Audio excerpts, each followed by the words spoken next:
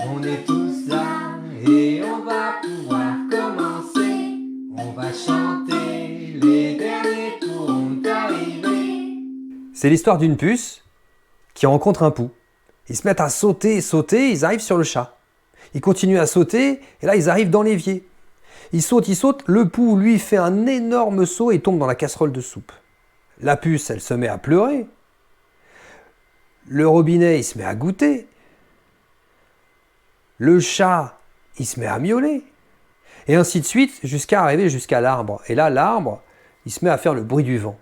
Le vent, il se fâche, et là, il se met à souffler. Il souffle, et tout repart en arrière, jusqu'à sauver le pou. Et la puce et le pou finissent par se marier. Deuxième album, L'homme qui avalait une mouche. Alors c'est aussi un conte de randonnée en format 20 par 20. C'est l'histoire d'un homme qui dort la bouche ouverte. Il y a une mouche qui arrive. Elle se pose sur sa langue, il l'avale. Mais dès qu'il l'a avalée, il entend le bruit de la mouche au fond de son ventre.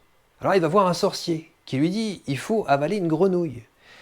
Il va avaler la grenouille, sauf qu'au fond de son ventre, il aura le bruit de la mouche et de la grenouille. Alors il retourne voir le sorcier qui lui dit « il faut avaler un serpent ». Il va avaler le serpent. Sauf qu'il va avoir au fond de son ventre le bruit de la mouche, le bruit de la grenouille et le bruit du serpent. Alors il retourne voir le sorcier qui lui dit « il faut avaler un lion ». Il va avaler un lion, mais il aura tous les animaux plus le bruit du lion. Il va retourner voir le sorcier qui lui dit « il faut avaler un éléphant ». Il va avaler un éléphant et là, il y a un dénouement d'histoire un peu rigolo. Mais